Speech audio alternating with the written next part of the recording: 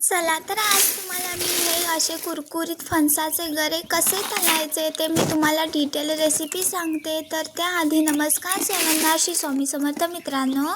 तर त्याआधी फणसाचे गरे तळायचे म्हटल्यावर फणस कुठं आहे तो आधी खूप शोधावं लागलं. तर खरं सांगू तर म्हणजे असं म्हण आहे ती आणि वरती काय ते वरती खूप फणस होते आणि खालती काहीच नाही, म्हणजे होते पण ते कोवळे होते. आणि गरा कसा जर तो गरा ना म्हणजे पातळ असला तर गरे चांगले नाही होत, पण जो गरा जाड असतो ना त्याचं म्हणजे आधीपासूनच स्टार्टिंगपासून गरा जर चांगला असेल तर प्रोसेससुद्धा चांगली होते. त्यामुळे तो गरा तळताना जाडीलासुद्धा चांगला असतो. काही जणं चांगले जास्त हवा असेल तर कापा घेतात. हा मी बरका फणस घेतला आहे, तो मला पातळ नव्हता तर जाड गरा होता.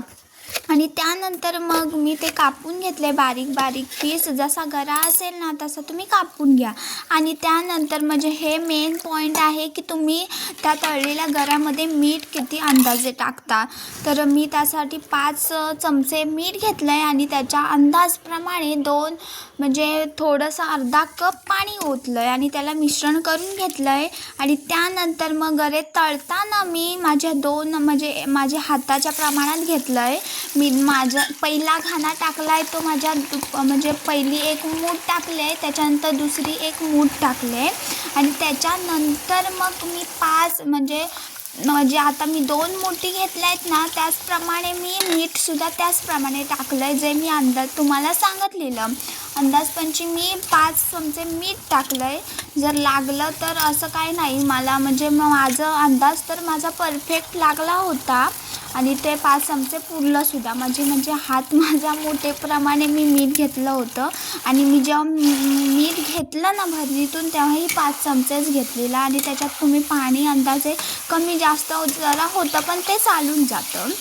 आणि त्यानंतर मग त्याला म्हणजे तुम्ही जेव्हा ते टाकलंत ना हे गरे कापलेले, त्यानंतर मग त्यांना थोडा वेळासाठी हे करून घ्या.